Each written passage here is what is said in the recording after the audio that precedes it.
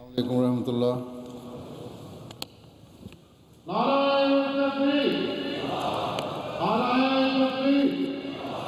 हज़रत मोहम्मद मुस्तफा इस्लाम अहमदियत हज़रत अमीरुल मोमिनीन नारायण तकबीर। अशहदु अल्ला इलाहा इल्लल्लाह वहदहु ला शरीका लहु वअशहदु अन्ना मुहम्मदन अब्दुहु व रसूलुहु। अम्मा बादु फ़अऊज़ु बिल्लाहि मिनश शैतानिर रजीम। बिस्मिल्लाहिर रहमानिर रहीम। अल्हम्दुलिल्लाहि रब्बिल आलमीन अर्रहमानिर रहीम मालिकि यौमिद्दीन। इय्याका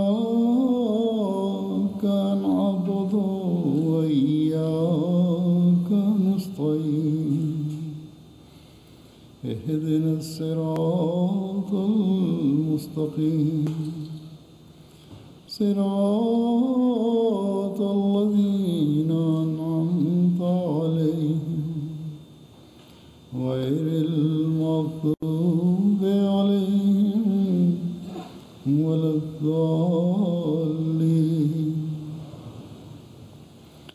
वअदल्लाहु अल्लज़ीना आमनू मिनकुम वअमिलुस्सालिहाति लयस्तख़्लिफ़न्नहुम फ़िल अर्दि कमा इस्तख़्लफ़ल्लज़ीना मिन क़ब्लिहिम वला युमक्किनन्न लहुम दीनहुमुल्लज़ी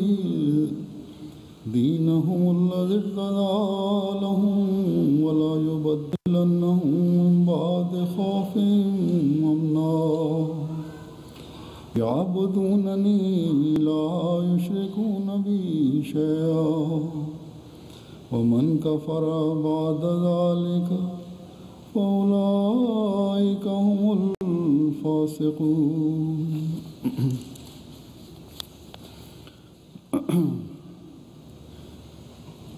ये आयात जो मैंने तिलावत की हैं,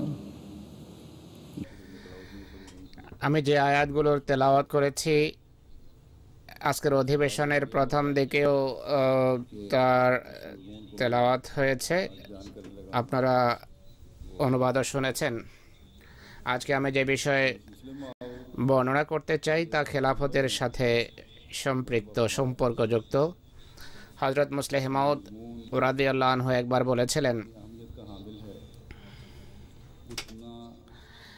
এ বিষয়ে যত গুরুত্ব রাখে, এই বিষয়টি যত গুরুত্ববহ সেদিকে তত মনোযোগ দেওয়া হয় না, কিন্তু আল্লাহ তাআলার বিশেষ অনুগ্রহে গত কয়েক বছর থেকে জামাতের বিভিন্ন ইজতেমা বা জলসায় এই বিভিন্ন দৃষ্টিকোণ থেকে এই বিষয়টা আলোচিত হয়ে বর্ণিত হয়ে থাকে। খলিফা সানি রাদিয়াল্লাহু আনহু বলেছেন, আমাদের আলেমদের বারবার এই বিষয়কে সামনে রাখা উচিত।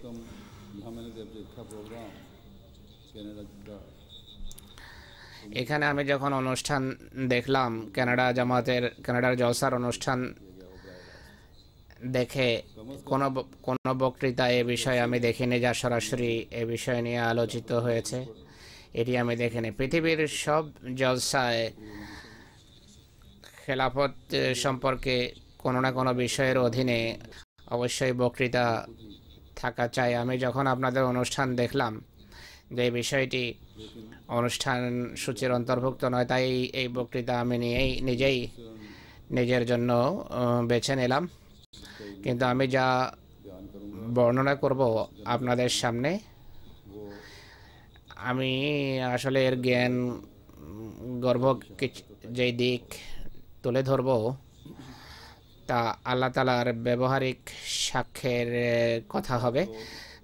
এই খেলাফতের পক্ষে খোদার প্র্যাকটিক্যাল সাক্ষ্য এবং সমর্থন তাতে ফুটে উঠবে। কোনো কোনো মানুষ, কোনো কোনো নৈরাজ্যবাদী, অশান্তি সৃষ্টিকারী গুটিকতক মানুষ এমনও আছে এখনও, যারা অনেক সময় মানুষের হৃদয়ে সন্দেহ সৃষ্টি করে। অনেকেই ফিতনার জন্য এমন করে, আর অনেকেই জ্ঞানের স্বল্পতার কারণে তাদের জালে ফাঁসে। তাদের প্রশ্ন হলো যে খলিফা তো নির্বাচনের মানুষের নির্বাচন, এটি আল্লাহর নির্বাচন কিভাবে হতে পারে? আল্লাহর খলিফা ইনি কিভাবে হতে পারেন? বা পূর্বে যদি মানুষের নির্বাচনে খলিফা নাও হয়ে থাকে, এখন মানুষের নির্বাচনের ফলে খলিফা হয়েছে। অদ্ভুত যুক্তি এটি, যে পূর্বে মানুষের ছিল না, এখন মানুষের নির্বাচন। প্রশ্ন হলো, পূর্বেও যদি আল্লাহর নির্বাচন হয়ে থাকে, এখনও আল্লাহরই নির্বাচন। পূর্বে যদি আল্লাহ খলিফা হয়ে থাকেন, এখনও খলিফা আল্লাহরই খলিফা। হুজুর বলছেন সর্বদা স্মরণ রাখবেন যে পূর্বেও এটি মানুষের নির্বাচন ছিল না, এখনও নয়, আর ভবিষ্যতেও হবে না। খলিফা আল্লাহ তাআলার মনোনীত হয়ে থাকেন, আল্লাহর মনোনয়ন এটি। যে আয়াত তেলাওয়াত করা হয়েছে আজকে, আর বিশেষ করে আমি যে আয়াত পড়েছি, সেই আয়াত এই বিষয়টা স্পষ্টভাবে বর্ণনা করে। এটি সম্পূর্ণভাবে খোদার ব্যবহারিক সাক্ষ্যেরই প্রতিফলন। খেলাফতের নিজাম এবং ব্যবস্থাপনা সম্পর্কে আমরা জানি যে 3 ধরনের খেলাফতের ব্যবস্থা আছে। প্রথমটি হলো নবীরাও এক ধরনের খলিফা, যেভাবে হযরত আদমের প্রেক্ষাপটে বা হযরত দাউদের প্রেক্ষাপটে তাদের জন্য খলিফা শব্দ ব্যবহার হয়েছে, খলিফা বলে তাদের সম্বোধন করা হয়েছে।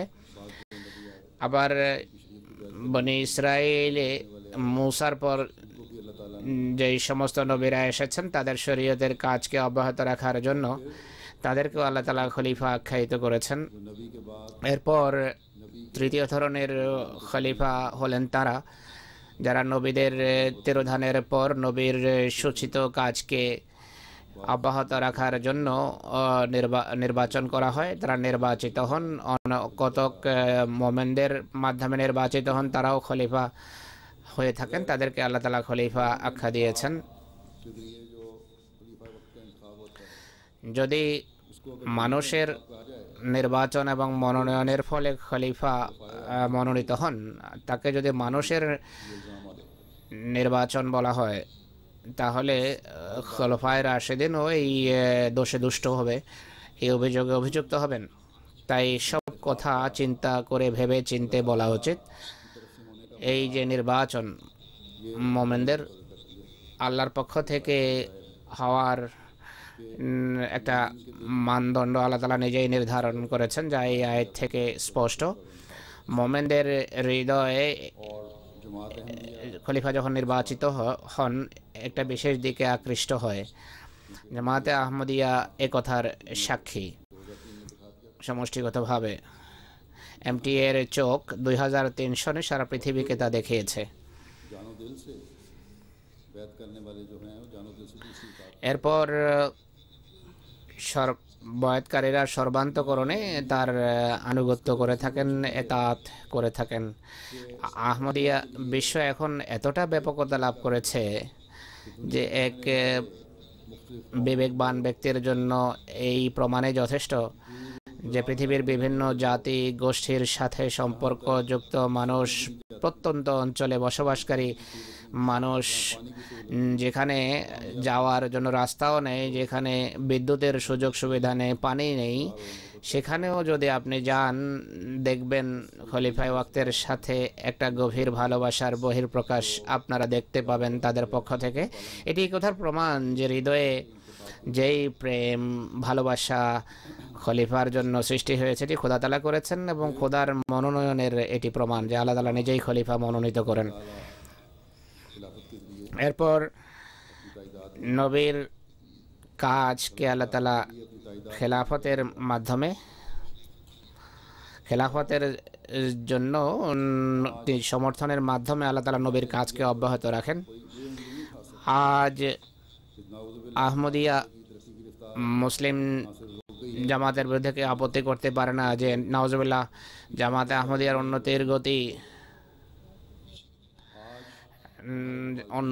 জামাতে আহমদিয়ার অবনতি হয়নি এ কথাও বলতে পারবে না, বা উন্নতি স্থিমিত এটা কথাও বলতে পারবে না। বরং আজকে আমার জামাতের শত্রুরা এ কথা বলে যে জামাতে পূর্বের তুলনায় অনেক বেশি গতিতে এগিয়ে যাচ্ছে এবং পৃথিবীতে ক্রমশ বিস্তার লাভ করছে। তো এটি কথার প্রমাণ যে এই খলিফার নির্বাচন খোদা তাআলার নির্বাচন, খোদারই মনোনয়ন। আর অনেক দেশে অনেক পরিস্থিতির সম্মুখীন হয় জামাত, প্রতিকূল পরিবেশ এবং পরিস্থিতি দেখা দেয়। খেলাফতের ছায়ায় মানুষ শান্তি পায়, প্রশান্তি লাভ করে। আর এর বহিঃপ্রকাশ বিভিন্ন অনুষ্ঠানে, বিভিন্ন জলসায়, ফাংশনে মানুষ করে থাকে এবং আমার কাছে এমন অনেক পত্র আসে। আর এটি কোনো গোপন বা অজানা বিষয় নয়, আপনাদের অনেকেরই এমন অভিজ্ঞতা থেকে থাকবে ব্যক্তিগত। আর সবচেয়ে বড় কথা হলো খলিফায়ে ওয়াক্ত আল্লাহ এবং এক আল্লাহর ইবাদতের প্রতি মনোযোগ আকর্ষণ করে থাকেন, যা আর এই উদ্দেশ্যে এই যুগে ধর্মের সংস্কারের জন্য আল্লাহ তাআলা মসিহ মউদকে পাঠিয়েছেন। খলিফা এই কাজই করেন। আপনারা কখনো দেখবেন না যে খলিফার পক্ষ থেকে এমন কোনো নির্দেশ আসবে যাতে এক আল্লাহর ইবাদতের পরিপন্থী কোনো কথা বলা হবে, বা ইবাদতের বরং বারবার জামাতের সদস্যদেরকে নসিহতি করা হয় যে ইবাদতের মানকে উন্নত করো। এটি অনেক বড় একটি কাজ, কেননা সকল শক্তির উৎস, মানুষকে লালন পালনকারী, নেয়ামতে যিনি মানুষকে ভূষিত করেন তিনি হলেন আল্লাহ। এর কৃতজ্ঞতার বহিঃপ্রকাশ স্বরূপ প্রত্যেককে ইবাদত করা উচিত। তো এটিও এমন একটি দিক যা প্রমাণ করে যে খলিফা আল্লাহ তাআলার পক্ষ, আল্লাহর হাতে মনোনীত, আল্লাহর মনোনীত। আর দোয়ার ফলে যেই খলিফার যে দোয়া হয়ে থাকে, খলিফা যে দোয়া করেন, এর ফলে আল্লাহ তাআলার সমর্থন আমরা স্পষ্টভাবে দেখতে পাই। তো এই সব বিষয়গুলো এটি স্পষ্ট করে যে খেলাফতের বা খলিফার নির্বাচন কয়েক ব্যক্তির হাতে হয়ে থাকে, কিন্তু এটি খোদা তাআলার নির্বাচন আসলে, যিনি মানুষের হৃদয়কে নিয়ন্ত্রণ করেন খেলাফতের সময়। আর খোদা তাআলার সমর্থনের দৃষ্টান্ত আরও দেখুন যে খেলাফতের মোকাবেলায় কোনো ব্যক্তি বা সরকার যখনই দাঁড়িয়েছে, আল্লাহর ব্যবহারিক সাক্ষ্য এই সাক্ষ্য দেয় যে বান্দা নিঃসন্দেহে দুর্বল, তেমন জ্ঞান রাখে না বা শক্তিও কম। তোমাদের দৃষ্টিতে হয়তো পবিত্রতা এবং তাকওয়া শূন্য, কিন্তু এখন এই খলিফা আমার নিজের আশ্রয়ে আছে। আর যেই এই খলিফার মোকাবেলায় দণ্ডায়মান হবে সে ধ্বংস হয়ে যাবে।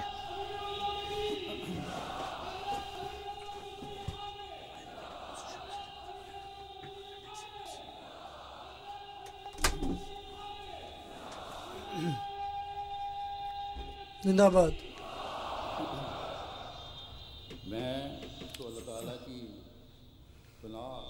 আমি আল্লাহ তাআলার সাহায্য এবং সমর্থনের ঝলক প্রতিনিয়ত অত্যন্ত মহিমার সাথে পূর্ণ হতে দেখছি। আর কেবলমাত্র আমিই নই, বরং প্রত্যেক আহমদী যারা ইমানে পরিপূর্ণ এবং বিশ্বের যেখানেই তারা বসবাস করুক না কেন, আল্লাহ তাআলা তাকে জামাতের জন্য, খেলাফতের সাহায্যের জন্য বিভিন্ন দৃশ্য দেখিয়ে থাকেন। আর কেবল বা মাত্র মোমেনদের বিশ্বাসকে সমৃদ্ধ করছেন না, বরং পবিত্র স্বভাবের লোকদেরকেও এই সাহায্য এবং সমর্থনের মাধ্যমে দিক নির্দেশনাও দিয়ে থাকেন, পথ নির্দেশনাও প্রদান করেন। আজ আহমদিয়া জামাতের উপর উদিত প্রতিটি দিন এ কথার সাক্ষ্য দেয় যে খোদা তাআলা আহমদিয়া খেলাফতের সাথে রয়েছেন। এই জন্য যে এটি খোদা তাআলার নির্বাচন, খোদা তাআলা এই খলিফাকে নির্বাচিত করেছেন। এই জন্য যে খোদা তাআলা খেলাফত প্রতিষ্ঠা করার আত্মাভিমান রাখেন, তার খলিফার প্রতি আত্মাভিমান রাখেন, তাই জামাতের উন্নতি খেলাফতে আহমদিয়ার সাথে সম্পৃক্ত। এটিও স্মরণ রাখবেন যে খলিফাও একজন মানুষ, তাই ঐশিক রীতি অনুসারে প্রত্যেক মানুষের মধ্যে কিছু না কিছু দুর্বলতা ঘাটতি থেকেও থাকে। একজন যখন যায় দ্বিতীয়জন আসেন, কেননা এটি আল্লাহ তাআলার প্রতিশ্রুতি অনুসারে যে খেলাফত এখন স্থায়ী এবং এটি সর্বদা প্রতিষ্ঠিত থাকবেন। এটি কোনো মানুষের সাথে ওয়াদা নয়, এটি খেলাফতের সাথে প্রতিশ্রুতি। আল্লাহ তাআলার সাহায্য এবং সমর্থন পুষ্ট যে প্রতিশ্রুতি, তাতে জামাতের উন্নতি এবং ইসলামের উন্নতি এতেই নিহিত। এই খেলাফতের এই স্থায়ী ব্যবস্থাপনা সম্পর্কে মহানবী সাল্লাল্লাহু আলাইহি ওয়াসাল্লাম এর নির্দেশ আপনাদের সামনে আমি তুলে ধরছি। আমরা সবসময় শুনি, আমি পুনরায় তুলে ধরছি যে হযরত হুযায়ফা রাদিয়াল্লাহু তাআলা বর্ণনা করেন যে মহানবী সাল্লাল্লাহু আলাইহি ওয়াসাল্লাম বলেছেন যে তোমাদের মধ্যে নবুয়ত ততদিন তোমাদের মধ্যে নবুয়ত থাকবে যতদিন আল্লাহ চাইবেন। এরপর যখন আল্লাহ তাআলা চাইবেন তা উঠিয়ে নেবেন। এরপর নবুয়তের পদ্ধতিতে খেলাফত প্রতিষ্ঠিত হবে এবং তা ততক্ষণ পর্যন্ত প্রতিষ্ঠিত থাকবে যতক্ষণ পর্যন্ত আল্লাহ চাইবেন। এটি প্রাথমিক যুগের খেলাফতের বা খেলাফা রাশিদিনের উল্লেখ। এরপর আল্লাহ তাআলা যখন চাইবেন তা উঠিয়ে নেবেন, তখন জুলুম, অত্যাচার, উৎপীড়নের রাজত্ব প্রতিষ্ঠিত হবে ও তা ততক্ষণ পর্যন্ত বর্তমান থাকবে যতক্ষণ পর্যন্ত আল্লাহ তাআলা চাইবেন। এরপর আল্লাহ তাআলা তা উঠিয়ে নেবেন যখন তা চাইবেন। এরপর সেই বাদশাহাত হবে যা অহংকার ও জবরদস্তিমূলক সাম্রাজ্যে পরিণত হবে এবং তা ততক্ষণ পর্যন্ত বর্তমান থাকবে যতক্ষণ পর্যন্ত আল্লাহ চাইবেন। এরপর আল্লাহ তাআলা তা উঠিয়ে নেবেন। এরপর নবুয়তের পদ্ধতিতে খেলাফত প্রতিষ্ঠিত হবে। অতঃপর মহানবী সাল্লাল্লাহু আলাইহি ওয়াসাল্লাম নীরব হয়ে গেলেন।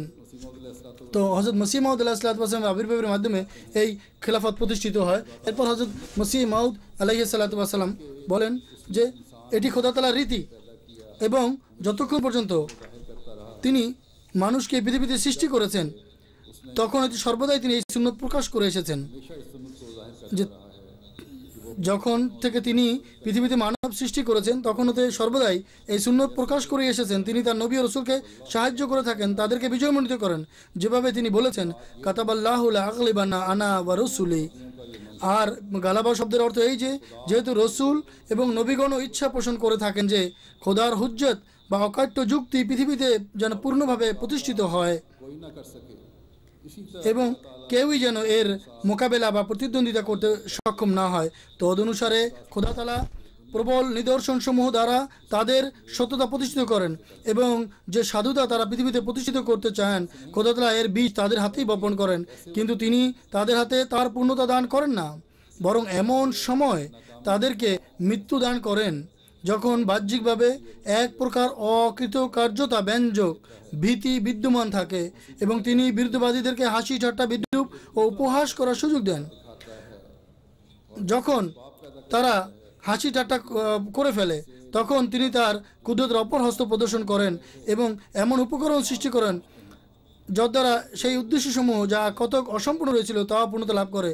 মোট কথা সংক্ষেপে খোদা তাআলা দু প্রকারের কুদরত প্রকাশ করেন। এক বলেন স্বয়ং নবীদের হাত দ্বারা তার শক্তির এক হস্ত প্রদর্শন করেন। দ্বিতীয়ত এমন সময় প্রদর্শন করেন যখন নবীর মৃত্যুর পর বিপদাবলী উপস্থিত হয় এবং শত্রু শক্তি লাভ করে মনে করে যে এখন নবীর কাজ ব্যর্থ হয়ে গেছে, তখন তাদের এই প্রত্যয় জন্মে যে এখন জামাত ধরাপৃষ্ঠ হতে বিলুপ্ত হয়ে যাবে। এমনকি জামাতের লোকজন উৎকণ্ঠিত হয়ে পড়ে, তাদের কোটি দেশ ভেঙে পড়ে এবং কোনো কোনো দুর্ভাগা মুরতাদ পর্যন্ত হয়ে যায়। তখন খোদা তাআলা দ্বিতীয় আপন মহাকুদরত প্রকাশ করেন এবং পতনোন্মুখ জামাতকে রক্ষা করেন। সুতরাং যারা শেষ পর্যন্ত ধৈর্য অবলম্বন করে তারা খোদা তাআলার এই মুজিজা প্রত্যক্ষ করে, যেমন হযরত আবু বকর সিদ্দিক রাদিয়াল্লাহু আনহুর সময় হয়েছিল, যখন মহানবী সাল্লাল্লাহু আলাইহি ওয়াসাল্লামের মৃত্যুকে এক প্রকার অকাল মৃত্যু মনে করা হয়েছিল। এবং বহু মরু নিবাসী অজ্ঞ লোক মুরতাদ হয়ে গিয়েছিল এবং সাহাবারাও শোকাভিভূত হয়ে উম্মাদের ন্যায় হয়ে পড়েছিল। তখন খোদা তাআলা হযরত আবু বকর সিদ্দিক রাদিয়াল্লাহু তাআলা আনহুকে দাঁড় করিয়ে পুনর্বার তার শক্তি ও কুদরতের দৃশ্য প্রদর্শন করেন। এরূপে তিনি ইসলামকে বিলুপ্তির পথ হতে রক্ষা করেন এবং সেই প্রতিশ্রুতি পূর্ণ করেন যা তিনি বলেছিলেন, ওয়ালা ইউমাক্কিনান্না লাহুম দীনাহুমুল্লাযী ইরতাদা লাহুম ওয়ালা ইউবাদদিলান্নাহুম মিন বাদি খাউফিহিম আমনা। আল্লাহু আকবার।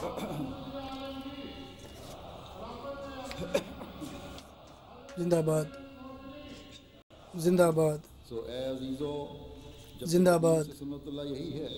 অতএব হে প্রিয়গণ, হে বন্ধুগণ, যেহেতু আদিকাল হতে খোদা তাআলার বিধান এটি যে তিনি দুটি শক্তি প্রদর্শন করেন যেন বিরুদ্ধবাদীদের দুটি মিথ্যা উল্লাসকে ব্যর্থতায় পর্যবসিত করে দেখান।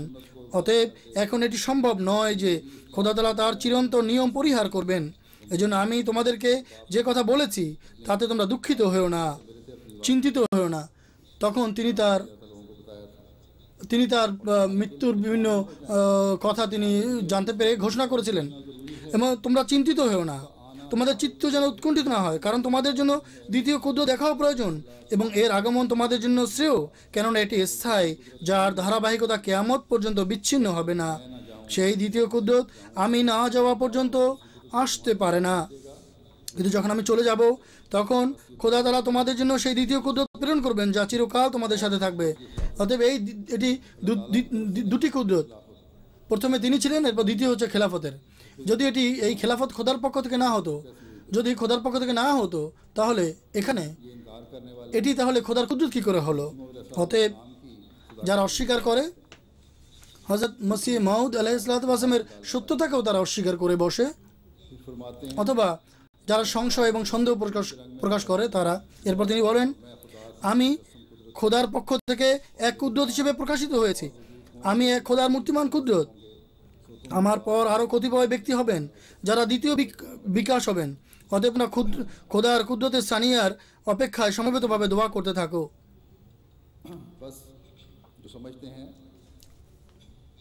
অতএব যারা মনে করে যে খলিফা খোদা মনোনীত করেন না বা খোদা খলিফা বানান না, তারা খেলাফতের কিছুই ক্ষতি করতে পারবে না। হ্যাঁ, আপনারা নিজেদের চিন্তা করুন, কেননা এই আয়াতে খেলাফতের যে প্রতিশ্রুতি এটি মোমেনদের জামাতের জন্য বিশেষভাবে প্রযোজ্য। অতএব পবিত্র কোরআন, নবী করিম সাল্লাল্লাহু আলাইহি ওয়াসাল্লামের হাদিস এবং হযরত মসিহ মাউদ আলাইহিসসালাতু ওয়াস সালামের নির্দেশাবলী সুস্পষ্টভাবে বলে দেয় যে খেলাফতের যে ব্যবস্থাপনা যা মহানবী সাল্লাল্লাহু আলাইহি ওয়াসাল্লামের মাধ্যমে খোলাফায়ে রাশিদিনের মাধ্যমে শুরু হয়েছিল, পুনরায় তা হযরত মসিহ মাউদ আলাইহিসসালাতু ওয়াস সালামের মাধ্যমে, যেহেতু তিনি মাহদি মাউদ এবং খাতামুল খোলাফা, তার মাধ্যমে পুনরায় এই ধরা পৃষ্ঠে প্রতিষ্ঠিত হবে এবং প্রতিষ্ঠিত হয়েছে। এবং সেই খেলাফতের রাশেদা তাও খেলাফত, এবং এটিও খেলাফতের রাশেদা, কেননা খোদা তাআলার পক্ষ থেকে প্রতিষ্ঠিত খেলাফত, আল্লাহ তাআলার সাহায্য সমর্থন পুষ্ট খেলাফত। জামাতে আহমদিয়ার আজ বিশ্বের 200টি দেশে প্রতিষ্ঠিত হওয়া একথার জ্বলন্ত প্রমাণ যে এই খেলাফত, আহমদিয়া খেলাফত একটি সত্য খেলাফত। এখন এ সম্পর্কে আমি বেশি জ্ঞানগত ব্যাখ্যা করতে চাই না। আল্লাহ তাআলার যে ব্যবহারিক সমর্থনের কথা আমি বলতে চাই, যা আমি শুরুতে বলেছিলাম, যার দ্বারা খোদা তাআলার যে এই যে নির্বাচন, এই নির্বাচনের যে সমর্থন আল্লাহ তাআলা করছেন তার প্রমাণ পাওয়া যায়। এবং এই ঘটনাবলী পুরনো আহমদীদের নয়, বরং যারা নবাগত আহমদী তাদের ঘটনা, যার দ্বারা খেলাফতের সাহায্য সমর্থন, দোয়া গৃহীত হওয়ার নিদর্শন, বিকাশ ঘটে বা প্রকাশ এতে দেখতে পাওয়া যায়। নাইজেরের আমাদের মোবাল্লেগ লিখেন যে বাণীকুনি শহরের এক ব্যক্তি মোহাম্মদ সাজ্জেদ সাহেব, তিনি পরিষ্কার পরিচ্ছন্নতার কাজ করেন। তিনি আমাদের সাথে নামাজ পড়তে আরম্ভ করেন। কিছুদিন পর তিনি বয়াত করেন। তিনি কোনো প্রশ্নোত্তর করেননি, আর জামাত সম্পর্কে তিনি কিছু পড়েননি। জামাতের ব্যবস্থাপনা এবং তরবিয়তি প্রোগ্রাম থেকেই তিনি লাভবান হয়েছেন। একদিন ব্যাংকের কর্মকর্তারা এবং তার সহকর্মীরা তাকে জিজ্ঞেস করে এবং তাকে কষ্ট দিতে আরম্ভ করে যে জামাত নিশ্চয়ই তোমাকে বড় কোনো অর্থ দিয়েছে যেখানে তুমি আহমদী হয়েছো। তিনি একথা বলেন যে আমি অত্যন্ত কষ্ট পাই যে কেন আমাকে কষ্ট দিচ্ছে। যে রাতে জামাতের সত্যতা সম্পর্কে আমি আল্লাহ তাআলার কাছে অনেক দোয়া করি যে হে খোদা আমি বেশি শিক্ষিত নই, তুমি স্বয়ং আমাকে নির্দেশনা দাও। তিনি বলেন সে রাতে স্বপ্নে দেখি যে অনেক বড় একটি ইজতেমা এবং দূর দূরান্ত পর্যন্ত মানুষ আর মানুষ দেখা যাচ্ছে এবং সবাই সাদা পোশাক পরিহিত এবং মধ্যবর্তী স্থানে একটি স্টেজ এবং স্টেজে তিনি আমাকে দেখতে পান যে আমি দাঁড়িয়ে আছি এবং আমিও সাদা শুভ্র পোশাক পরিহিত।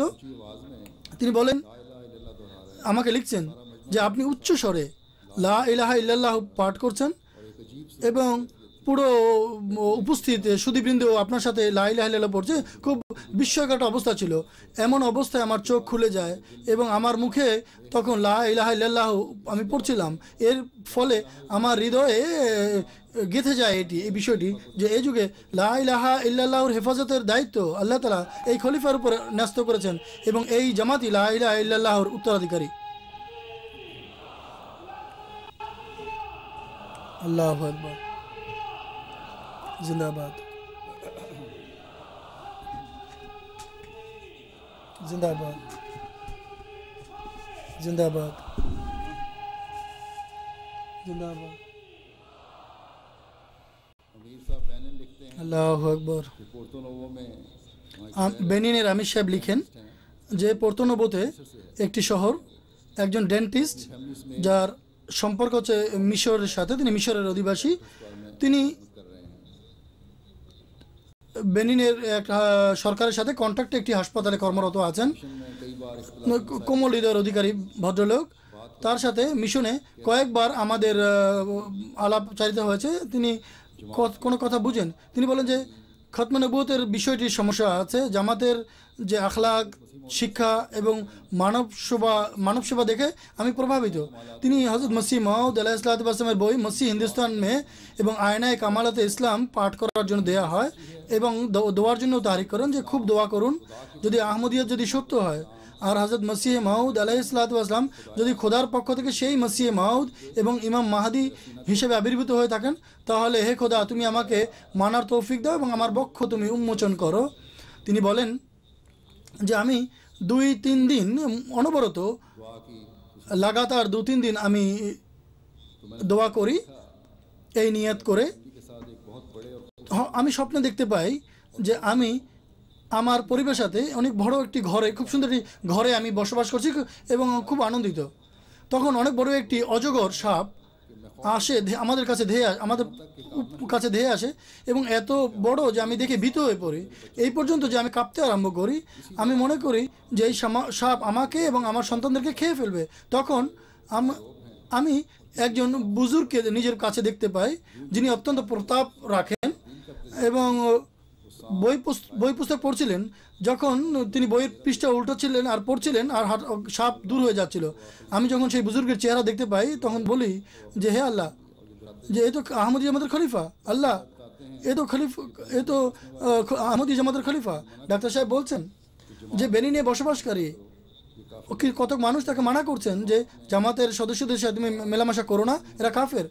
তিনি বলেন যে আমি তো জামাতের আচার ব্যবহার, মানবের প্রতি সহানুভূতি এবং মানব চেতনা সমৃদ্ধ দেখতে পাই এবং আমার বন্ধুদের কাছে এ কথা আমি খোলা মনে বলেও থাকি, প্রকাশ্যে বলেও থাকি। তিনি বলেন যে আমি তো এদের থেকে দূরে থাকতে পারি না। আল্লাহ তাআলা যখন যে আহমদি হননি তাকেও সুস্পষ্টভাবে জানিয়ে দেন। তারপর নাইজারের আমির সাহেব লেখেন যে মারাবি একটি গ্রাম, এমটি এর সম্প্রচার দেখার জন্য জামাতের সদস্যরা সমবেত হয়েছিলেন।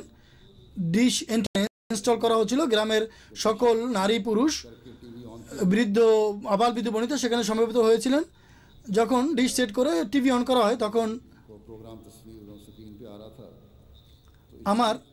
আমার কোনো অনুষ্ঠান টিভি পর্দায় আসছিল।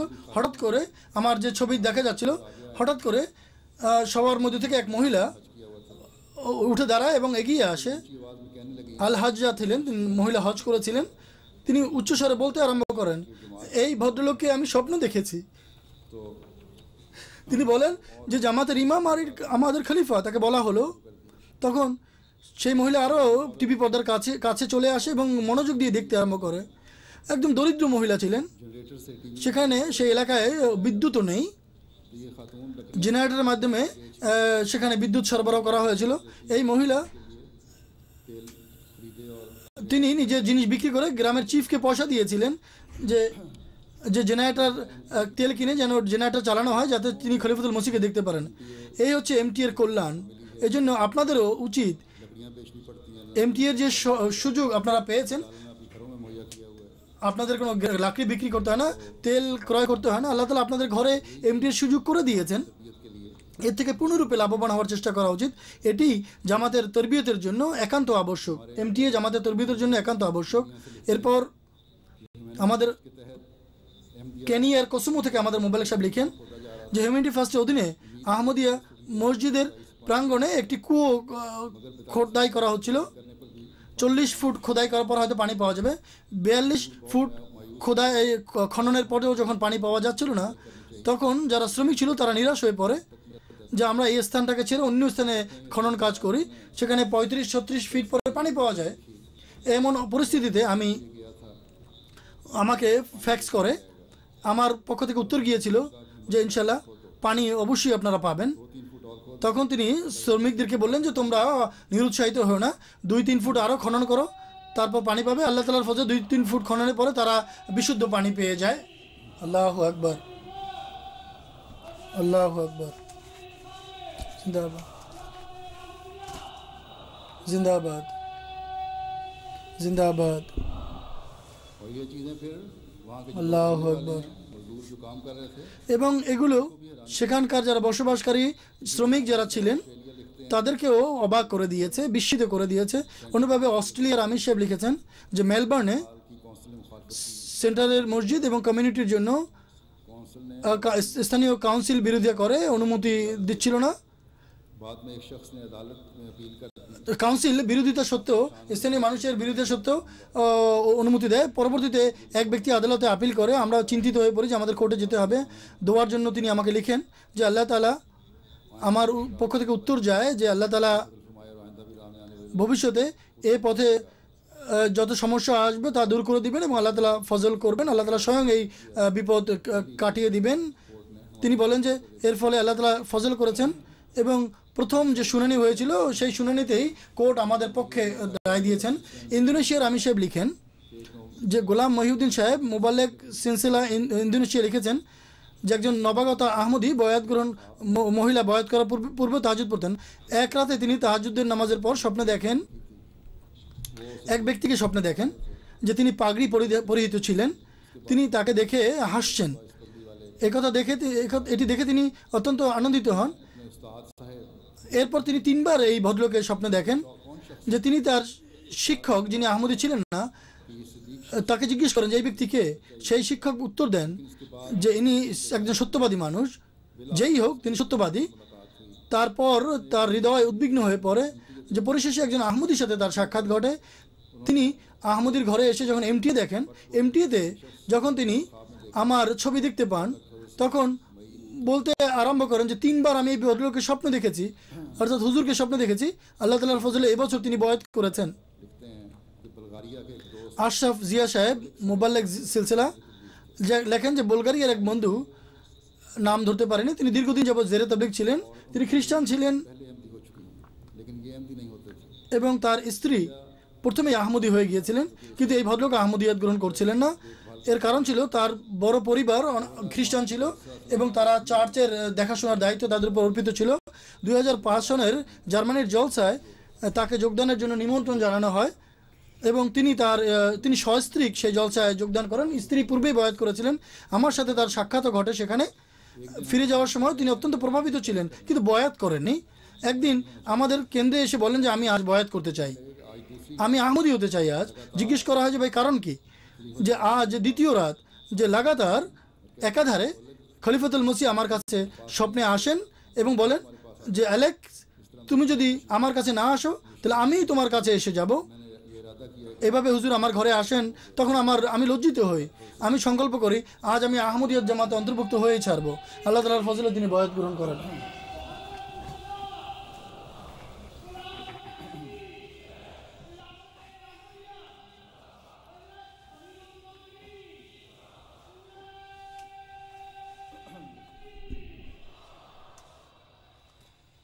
जर्मनी की एक जमात के सदस्य लिखते हैं कि हमने शहर में एक तबलीगी জার্মানির এক জামাতের প্রেসিডেন্ট कासिम दाल সাহেব লেখেন, আমরা এক শহরের তবলিগি স্ট্যান্ড করি। मसीह इस्लाम की तस्वीर से बात কুর্দি এক মুসলমান কাসেম সাহেব সেখানে আসেন। মসিম ইসলামের ছবি থেকে কথা আরম্ভ হয়। খুব ক্রোধের সাথে বলেন যে রাসূলুল্লাহ সাল্লাল্লাহু আলাইহি ওয়াসাল্লামের পর আর কে আসতে পারে। প্রায় 15 মিনিট বিতর্কের পর আমাদের সেক্রেটারি তবলিগ তার ফোন নাম্বার নেন। এরপর তিনি চলে যান। পরের দিন তাকে খাবারে ডাকা হয়। 3 ঘন্টার তবলিগে অধিবেশন হয়, তাকে বই দেয়া হয়। 2 দিন পর তার ফোন আসে যে যে সমস্ত বই পুস্তক দিয়েছিলেন তা আমি জ্বালিয়ে ফেলেছি, কেননা আমাকে বলা হয়েছে এগুলো সব মিথ্যা আর আমি যোগাযোগ রাখতে চাই না আপনাদের সাথে। আমাদের সেক্রেটারি তবলিগ বলেন যে আমাদের বন্ধুত্ব তো নষ্ট হতে পারে না, এটি এখন সুপ্রতিষ্ঠিত, তাই আজকে আসার দরকার নেই। বৃহস্পতিবারে আসুন, আপনার সাথে অবশ্যই কথা বলবো। इतना बदल कर दिया गया दुश्मनों की तरफ से, मुखालिफिन की तरफ তাকে कि वो आए तो सही এই সময়ের মাঝে শত্রুদের পক্ষ থেকে এত ভুল বোঝাবুঝি তার হৃদয়ে সৃষ্টি হয় জামাত সম্পর্কে, এই যে তিনি আসেন এবং রোজা রেখে আসেন, কেননা আহমদি ঘরে তিনি খেতে খাওয়া পছন্দ করতেন না। তবলিগের এতটা সময় কেটে যায় যে তাকে সেখানে বাধ্য হয়ে রোজা খুলতে হয়। সেক্রেটারি তবলিগ অবশেষে তাকে বলেন যে একটা প্রতিশ্রুতি দেন যে মৌলবীর কথা একদিকে আর আল্লাহর কথা অন্যদিকে, আপনি 40 দিন পবিত্র হৃদয়ে আল্লাহ তাআলার কাছে মসিমদের সত্য সম্পর্কে আন্তরিকভাবে দোয়া করুন, কোনো বিদ্বেষকে হৃদয়ে স্থান দেবেন না। তিনি এই প্রতিশ্রুতি দেন। তৃতীয় দিন যাওয়ার অতিবাহিত হওয়ার পূর্বেই টেলিফোন আসে। তার কর্মস্থল থেকে ফোন করেন যে তোমার কাছে কি খলিফাতুল মসিহ খামেসের কোনো ছবি আছে? তিনি বললেন যে হ্যাঁ। তিনি বলেন যে আমি কর্মস্থল থেকে আসছি। সেক্রেটারি তবলিগ তাকে জিজ্ঞেস করেন কারণ কি। তিনি বলেন যে আমি গায়েব থেকে আওয়াজ পেয়েছি, প্রমাণ কি চাচ্ছ? প্রমাণ তো তোমাকে দেয়া হয়েছে। একই সাথে তিনি তার সেই স্বপ্নের কথা তিনি বলেন যে স্বপ্নে তিনি আমাকে দেখেছেন। कहते हैं मैंने देखा था, मुझे उन्होंने देखा था कमांडर इन चीफ के तौर তিনি বলেন যে আমি गंदमी रात তিনি বলেন যে হুজুরকে দেখেছেন কমান্ডার ইন চিফ হিসাবে, আর গদম বর্ণের মানুষ ফেরেশতাদের জামাত হিসাবে সেখানে জামাত দেখানো হয়। আমার ঘরে সেক্রেটারি তবলিগ বলেন আমার ঘরে আসার পর ছবি দেখে বলেন যে তাকে আমি স্বপ্নে দেখেছি। তিনি এরপর বলেন যে ইংল্যান্ডের জলসা সালানায় আমি অংশগ্রহণ করতে চাই। গত বছর যুক্তরাজ্যের জলসা সালানায় অংশগ্রহণ করেন। পথে মধ্যে তিনি এই ইচ্ছা ব্যক্ত করেন যে उन्हें कहा गया कि इतने बड़े আমি খলিফা ওয়াক্তের হাতে হাত রেখে বয়াত করতে চাই। তাকে বলা হলো এত বড় জলসায় ওয়াদা করা যায় না, এত বড় জলসা হচ্ছে। মোবাল্লেগের সাথে তিনি কথা বলেন, অ্যাডমিনিস্ট্রেশনের সাথেও কথা হয়। কথা হওয়ার পর তাকে আগে ডাকা হয়। আল্লাহ তাআলার ফজলে সেখানে তিনি বয়াত করেন। এরপর এখন পর্যন্ত আরও 5 জনকে তিনি তার পরিবারের 5 জনকে বয়াত করিয়েছেন, আহমদিয়ত গ্রহণ করিয়েছেন।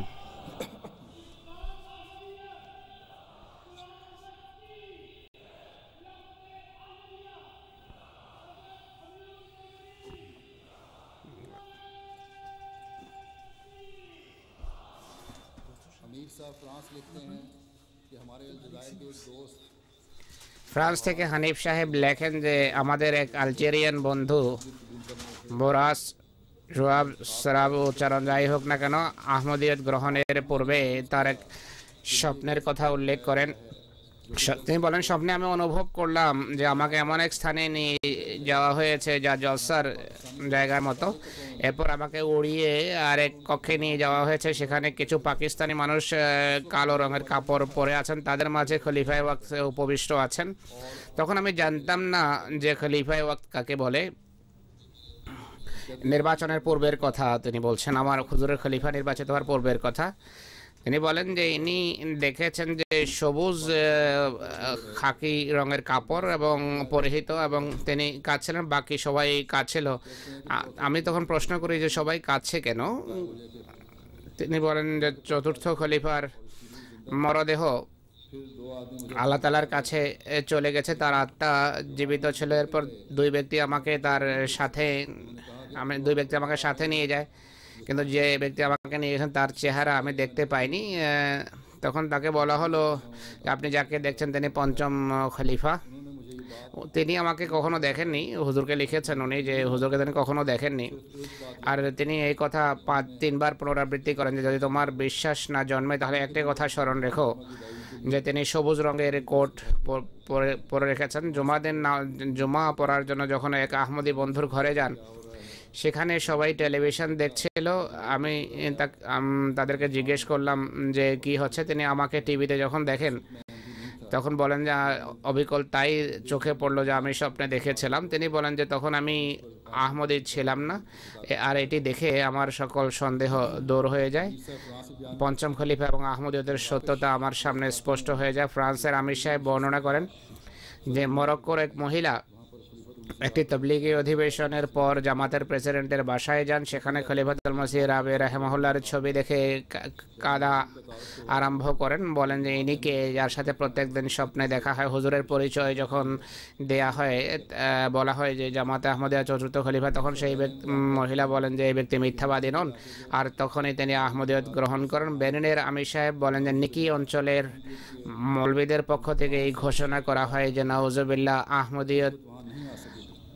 আহমদিয়তের আবর্জনা নোংরামি থেকে এই শহরকে পাক রাখা হবে। আহমদিয়ত সেখানে আসতে পারে না, কিন্তু আল্লাহর সাহায্যকে কে বাধা দিতে পারে। সেখানে দাউদ সাহেব নামে এক ব্যক্তি পুরো পরিবার সহ আহমদিয়ত গ্রহণ করেন। তিনি আমাদের স্থানীয় মুআল্লিমকে ডাকেন এবং বলেন যে আমার বয়াত নাও। আমাদের মুআল্লিম জিজ্ঞেস করেন যে কেন বয়াত করতে চান।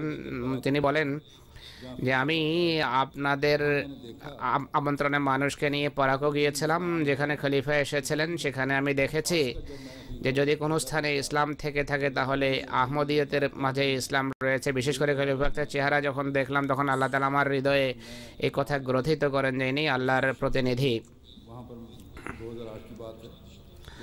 আমি জামাতের 2008 সনের কথা খেলাফত সেন্টেনারি শার্ট ক্রয় করেছি এবং এখানে এসে তা বিতরণ করি। গ্যাম্বিয়ার আমির সাহেব লেখেন লোরেনমি জেলার সাথে সম্পর্কযুক্ত এক আহমদি বন্ধু ওসমান সাহেবকে আহমদিয়ত গ্রহণের কারণে ভয়াবহ বিরোধিতার সম্মুখীন তিনি ছিলেন। তার পরিবারের পক্ষ থেকে বিরোধিতা হচ্ছিল। তার শ্বশুর এবং তার ভাই বিরোধিতায় সবার আগে ছিল। তার শ্বশুর খোলা নেওয়ার চেষ্টা করছিলেন, মেয়ের অবস্থা ক্রমশ খারাপ হচ্ছিল। 2004 সনে যুক্তরাজ্যের জলসা চালানোর সকল অনুষ্ঠান দেখার পর তিনি হুজুরের নামে দোয়ার চিঠি লেখেন যাতে জলসার মোবারকবাদ জানানো হয়, এবং পারিবারিক সমস্যার কথা তিনি তাতে বেশিরভাবে উল্লেখ করেননি, বরং জেনারেল দোয়ার আবেদন করেন। তিনি বলেন কিছুদিন পর যখন খলিফার চিঠি তার কাছে যায়, উত্তর যায়, হুজুর তাকে লিখেছিলেন, হুজুর বলেন আমি লিখেছিলাম যে আল্লাহ তাআলা আপনাকে অচিরেই পরিবারের সাথে মিলিত করুন। তিনি চিঠি পড়ে আশ্চর্য হয়ে বলেন আমি তো হুজুরকে তো পরিবারের কথা লিখিনি, তিনি কিভাবে জানতে পারলেন যে পরিবারের সাথে আমার সমস্যা চলছে। চিঠি পড়ার পর তিনি তার স্ত্রীর গ্রামে যাওয়ার সিদ্ধান্ত নেন। সেখানে যাওয়ার পর আল্লাহ তাআলার ফজলে দেখতে পান যে তার শ্বশুরবাড়ির মানুষ তাকে স্বাগত জানায়, সম্মানজনক ব্যবহার করে এবং তিনি স্ত্রী সন্তান নিয়ে সেখান থেকে ফিরে আসেন। এই ঘটনার পর খেলাফতের সাথে তার সম্পর্ক আরও দৃঢ় হয়। সাইদ আহমদ সাহেব ব্রাজিল থেকে লেখেন যে ব্রাজিলের এক ব্যক্তি যার সালাফি ফিরকার সাথে সম্পর্ক, সৌদি আরব থেকে 2 বছর পর পড়ালেখা শেষ করে ফিরে আসেন। তিনি যখন জানতে পারলেন যে কঙ্গোতে আহমদিয়ত পৌঁছে গেছে, সে ব্যক্তি জামাতের বিরুদ্ধে ফতোয়া দেওয়া আরম্ভ করে। যখনই টেলিভিশনে কোনো অনুষ্ঠান করতো, যখন আমরা টেলিভিশনে কোনো অনুষ্ঠান করতাম তার অনেক কষ্ট হতো। বিভিন্ন স্থানে জামাতের বিরুদ্ধে সে অপলাপ আরম্ভ করে, সারা দেশ সফর করে, সর্বত্র জামাতের বিরুদ্ধে সে জলসা করে।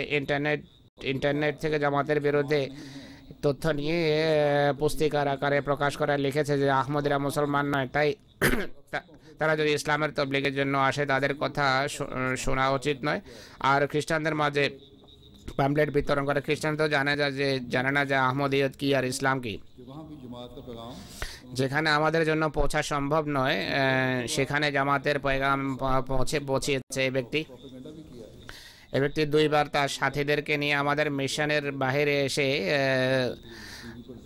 দুষ্কৃতির চেষ্টা করে। তাকে সকল প্রকারের উত্তর দেওয়া হয় পাম্পলেট, টেলিভিশনের মাধ্যমে এবং মোনাজারার মাধ্যমে। যখনই আমরা কোনো অনুষ্ঠান করতাম সে টিভি কর্তৃপক্ষের কাছে গিয়ে বলতো যে আহমদীদেরকে অনুষ্ঠান করার অনুমতি দেওয়া উচিত নয়। তার দুষ্কৃতি যখন সীমা ছাড়িয়ে যায়, মোবালেক সাহেব লেখেন হুজুরকে, মোবালেক সাহেব হুজুরের কাছে দোয়ার জন্য লেখে, উত্তর গিয়েছে যে আল্লাহ তাআলা ফজল করুন, ঝগড়ার প্রয়োজন নেই।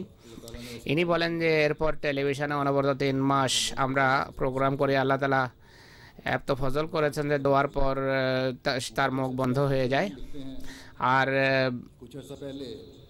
সুইজারল্যান্ডের মোবাল্লেক সাহেব লেখেন কিছুদিন পূর্বে 2 যুবক, একজন সুইস এবং আরেকজন ইটালিয়ান আহমদিয়ত গ্রহণ করে। ফ্রান্সের জলসার সময় হুজুরের হাতে তারা বয়াত করেছে। ফ্রান্সে ফিরে আসার পর অন্যান্য মুসলমানের সাথে তাদের যোগাযোগ হয়, কেননা যেহেতু দ্রব্য ছিল না, মিথ্যা অপপ্রচার ছিল জামাতের বিরুদ্ধে। তিনি জামাতের প্রতি কুধারণা পোষণ আরম্ভ করেন, জামাত ছেড়ে অন্য মুসলমানদের দলে যোগ দেন। মোবাল্লেক সাহেব আমাকে লেখেন, আমি তাকে চিঠির উত্তর দিয়েছি, ইন্না লিল্লাহি ওয়া ইন্না ইলাইহি রাজিউন। আল্লাহ তাআলা কৃপা করুন, ভয় পাওয়ার দরকার নেই, দোয়া করুন, আল্লাহ তাআলা ইনশাআল্লাহ আরও ফল দেবেন। ইনি বলেন যে ফ্যাক্স পেয়ে আমি আশ্বস্ত হলাম যে আল্লাহ তাআলা ইনশাআল্লাহ এর স্থানে আরও বয়া দেবেন। তিনি বলেন 3 দিন অতিবাহিত না হতেই এক সুইস মহিলা, যার নাম ছিল মারিয়াম, তিনি ফোন করেন এবং জুরিখের ইসলামী সেন্টারের ফোন নাম্বার নেন। আমার নম্বর পেয়ে বলেন যে এই নাম্বার তো আমার কাছে আছে, বেশ কয়েকদিন থেকে বারবার চেষ্টা করছি এই নাম্বারে কথা বলার, কিন্তু কেউ ওঠায় না। আর এই কথা বলে ফোন বন্ধ করে দেন এবং বলে যে পরে আবার চেষ্টা করো। বেশ কয়েকবার ফোন করার পরে কেউ যোগাযোগ করেনি। শেষে বিরক্ত হয়ে সে মহিলা আবার ফোন করে স্বামী এবং ছেলের সাথে মসজিদে আসার ইচ্ছা ব্যক্ত করেন। পরের দিন নির্ধারিত সময়ে তিনি আমাদের মসজিদে আসেন এবং বলেন যে প্রায় 2 বছর পূর্বে তিনি এবং তার স্বামী খ্রিস্ট ধর্ম ছেড়ে ইসলাম গ্রহণ করেন। ব্যক্তিগত আগ্রহ এবং পড়ালেখার পর তিনি ইসলাম গ্রহণ করেন, কিন্তু কোনো মুসলমান সংগঠনের সাথে সংশ্লিষ্ট হওয়ার তার ইচ্ছা ছিল না। এখন কোনো মুসলমান জামাত এবং সংগঠনের সাথে সম্পর্ক স্থাপনের ইচ্ছা হলো। এই উদ্দেশ্যে তিনি নফল এবং দোয়ার মাধ্যমে আল্লাহর সাহায্য চান এবং অনবরত 10 দিন রোজা রাখেন। আল্লাহ তাআলা এই দোয়া করেন যে সত্য জামাতের সাথে সম্পৃক্ত করো, হে আল্লাহ। আল্লাহ তার দোয়া শোনেন। তার চেষ্টা সত্ত্বেও ইসলামিক সেন্টারের সাথে যোগাযোগ হয়নি, বাইরের ইসলামের সাথে জামাতের সাথে যোগাযোগ হয়। এটি দৈব বিষয় নয়, হুজুরের দোয়ারই ফল ছিল। আল্লাহ তাআলা সেই পরিবারকে জামাতভুক্ত করেছেন, কেননা তারা পূর্বেই সিদ্ধান্ত করে রেখেছিলেন সঠিক পথ গ্রহণের। এরপর যখন খলিফাতে মসিহ রাবে এবং হুজুরের ছবি দেখেন, বলেন যে এই দুজনকে তো পূর্বেই স্বপ্নে দেখেছি।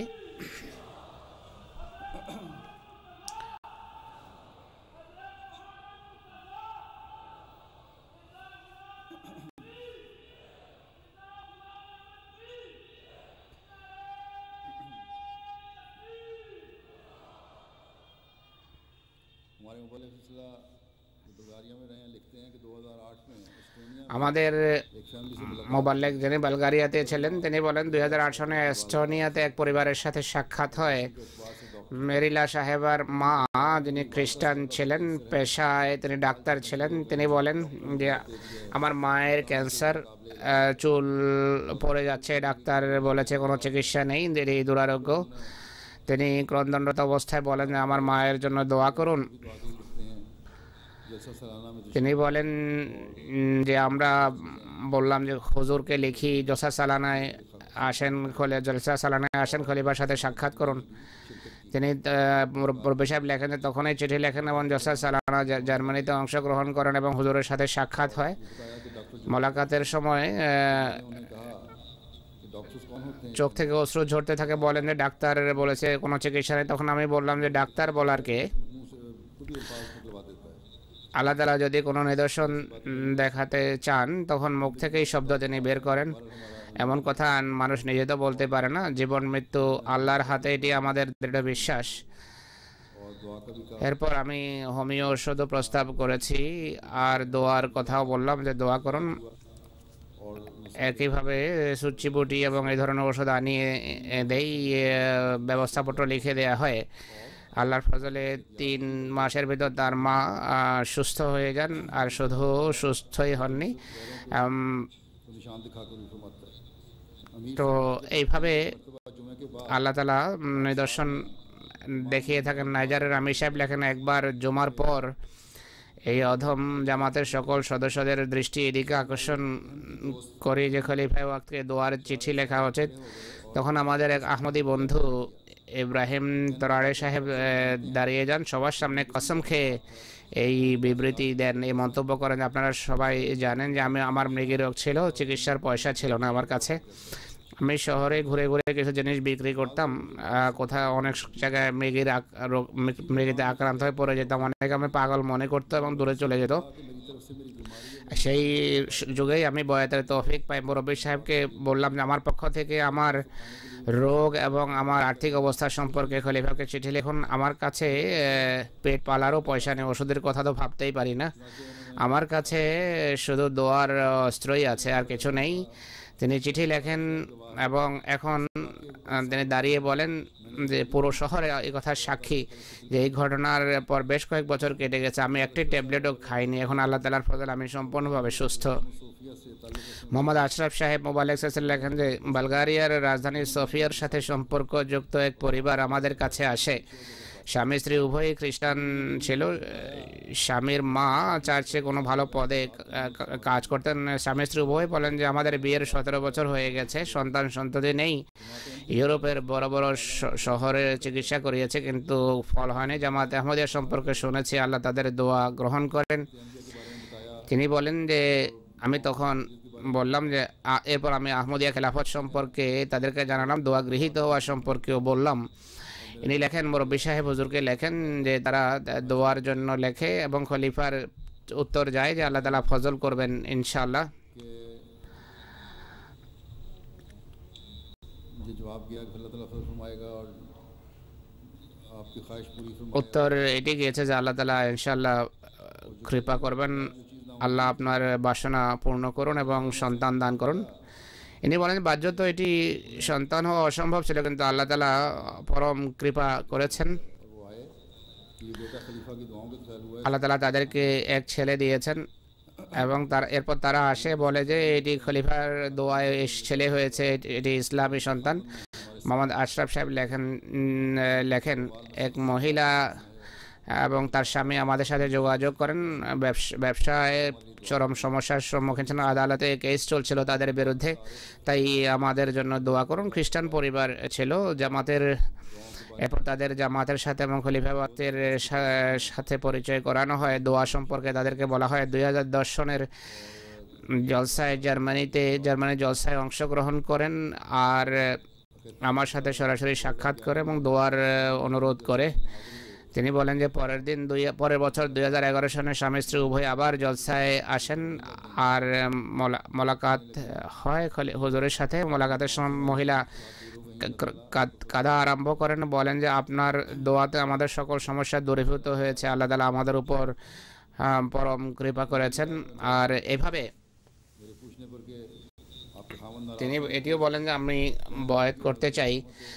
আমি জিজ্ঞেস করলাম যে আপনার স্বামী রাগ করবে না তো? তিনি বলেন যে আমার স্বামী পূর্বেই আহমদিয়ত গ্রহণ করেছেন। বেনেনের আমির সাহেব লেখেন যে বা নামে গ্রামের জামাতের প্রেসিডেন্ট বাগামাসি সোমফো সাহেবের ছেলে ছিল খ্রিস্টান আর জামাতের ভয়াবহ বিরোধিতা করত। करना पड़ता था। नतीजतन তার স্ত্রীতে 3 বার গর্ভধারণ করে প্রত্যেকবার অপারেশন করতে হতো। जमात का अशद मुखालिफ 3 বারেই সন্তান মারা যায়। आपके पास आया সেই যুবক জামাতের বিরোধী হওয়া সত্ত্বেও পিতার কাছে আসে এবং দোয়ার অনুরোধ করে। তখন তার পিতা ছেলেকে বলল যে হুজুরের কাছে চিঠি লেখো। সেই ছেলে দোয়ার চিঠি লিখেছে। কিছুদিন পর তার স্ত্রী আবার অন্তঃসত্ত্বা হন, পুনরায় পিতার কাছে আসে এবং বলে যে যদি সন্তান হয় আমার, আর যদি তাহলে আমি এবং আমার স্ত্রী আহমদিয়ত গ্রহণ করব। কারণ ইতিপূর্বে সে জামাতের চরম বিরোধী ছিল। সদর সাহেব মোয়াল্লেম জাকারিয়ার মাধ্যমে মোবাল্লেক সাহেবকে অবহিত করেন। এরপর হুজুরের কাছে দোয়ার জন্য লেখা হয়। আমার উত্তরে গিয়েছে যে আল্লাহ ফজল করে এর সাথে হোমিও ওষুধও দেই। প্রায় 20 দিন হয়েছে। সেই মহিলার ঘরে এক মেয়ে হয়েছে, সব কিছু হয়েছে নর্মাল। ম্যাটার্নিটিতে যে মহিলার হাতে সে বাচ্চা হয়েছে, দেখছেন 3 অপারেশন হয়েছে, 3জন বাচ্চা নষ্ট হয়েছে। সেই মহিলা আশ্চর্য হয়ে যায়, শহরের হাসপাতালে রেফার করতে চায়, কিন্তু তার ঘরে নর্মাল বাচ্চা হয়। আর এই ঘটনা তার জন্য ছিল অসাধারণ। ব্যানারের আমির সাহেব আবার বর্ণনা করেন যে ওয়াসলার একটি গ্রাম ওকোতে আমাদের স্থানীয় মোবাল্লেগ আলিও সাহেব সেখানে কয়েকবার তবলিগ করতে যান, কিন্তু সেখানকার ইমাম মৌলভী আব্দুস সামাদ যে জামাতের ভয়াবহ বিরোধী ছিল, বয়াতের পথে সে বাদশাহ ছিল। সেই ইমামের সাথেও কয়েকবার কথা হয়, কিন্তু বিরোধিতা এ থেকে বিরত হয় না। মোয়াল্লেম আলিও সাহেব বলেন যে প্রায় 8 মাস এই মৌলভীর সাথে যোগাযোগ বিচ্ছিন্ন ছিল। একদিন সকালে এসে মৌলভী ফোন করে এবং গ্রামে এসে সাক্ষাৎ করার ইচ্ছা ব্যক্ত করলো। গ্রামে গিয়ে আমাকে সাক্ষাৎ করার কথা বললো। আমি গেলাম, তখন সে আমাকে বলে স্বপ্নে আপনাদের ইমামকে দেখেছি, হুজুর অর্থাৎ হুজুরকে দেখেছেন। আমি জিজ্ঞেস করলাম যে অপেক্ষা করছো কেন, জামাতভুক্ত? হুজুর তাকে বলেছেন যে অপেক্ষা করছো কেন, জামাতভুক্ত হয়ে যাও। স্বপ্নে এটি বলেন। ইনি বলেন যে হুজুরের সামনে আমি ভয়ে কোনো উত্তর দিতে পারিনি। তখন তাকে বোঝানো হলো যে আল্লাহর পক্ষ থেকে স্পষ্ট নিদর্শন ছিল এটি যে আপনি আহমদিয়ত গ্রহণ করুন। মৌলভী সাহেব জামাতের বিরোধিতা ছেড়ে দেয় এবং অন্যান্য সাথীদেরকে জামাতের প্রতি আকৃষ্ট করছেন।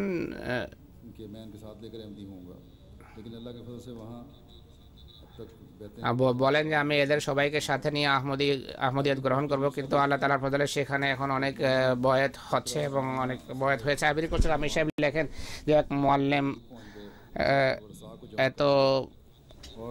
এতটা অসুস্থ হয়ে যান, মৃত্যুর দ্বার প্রান্তে উপনীত হন। তিনি ওসিয়ত করেন আর স্বয়ং মৃত্যুর অপেক্ষা করছিলেন।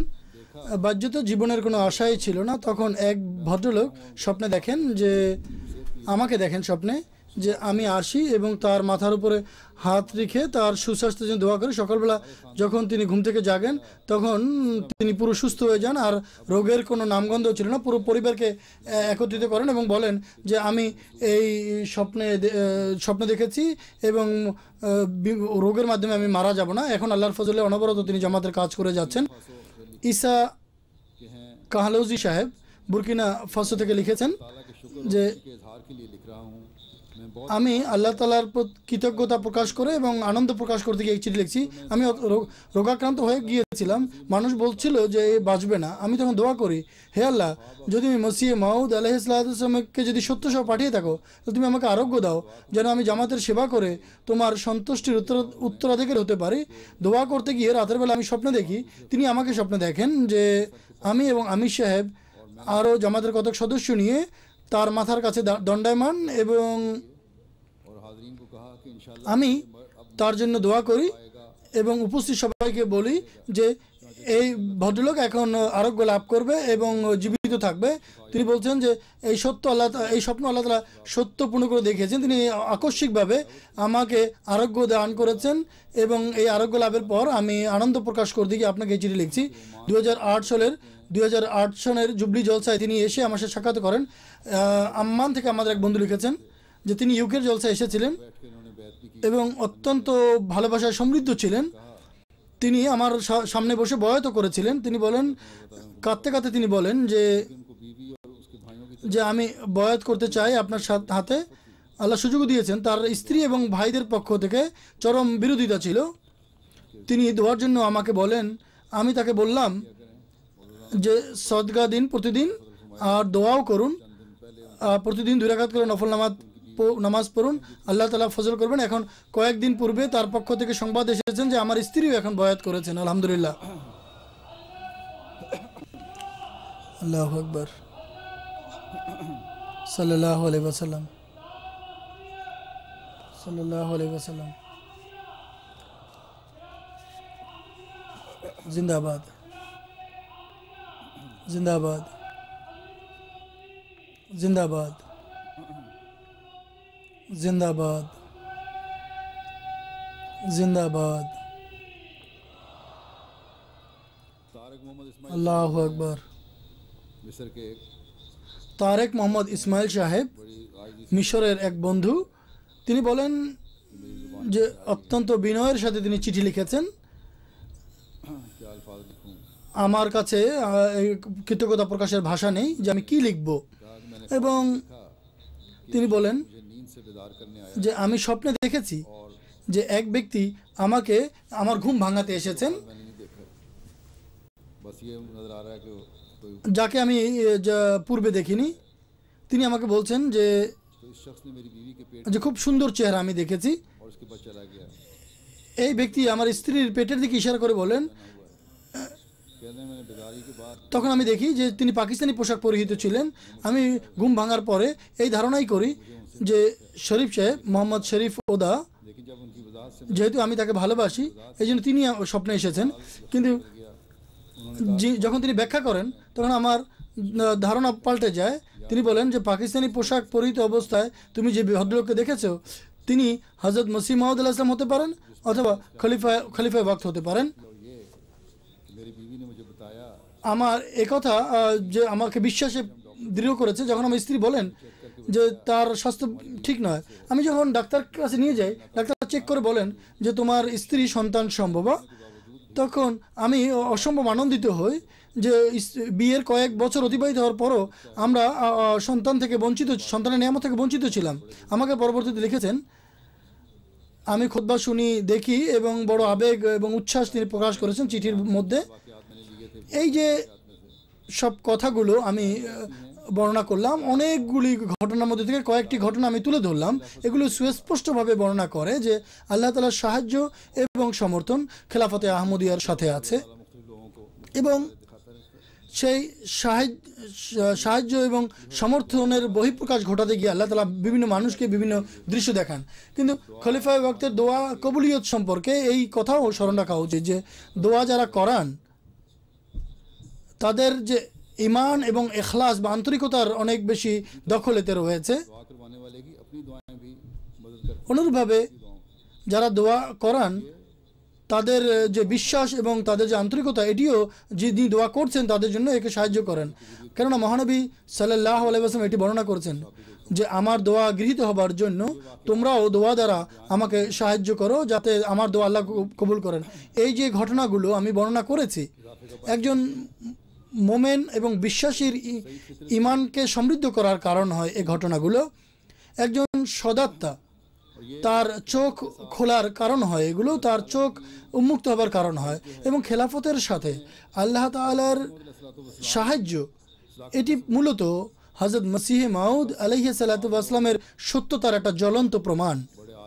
কাজেই যারা স্বয়ং নিজেকে অনেক বড় আলেম এবং বুদ্ধিমান জ্ঞান করে এবং হযরত মসিহ মাউদ আলাইহিস সালামের প্রতি আকৃষ্ট হওয়ার দাবিও করে, তাকে মানার দাবিও করে, কিন্তু আহমদীয় খেলাফত সম্পর্কে কত আপত্তিও উঠিয়ে থাকে, মূলত তারা হযরত মসিহ মাউদ আলাইহিস সালাতু ওয়াস সালামের সত্যতার উপরে আপত্তি করে থাকে।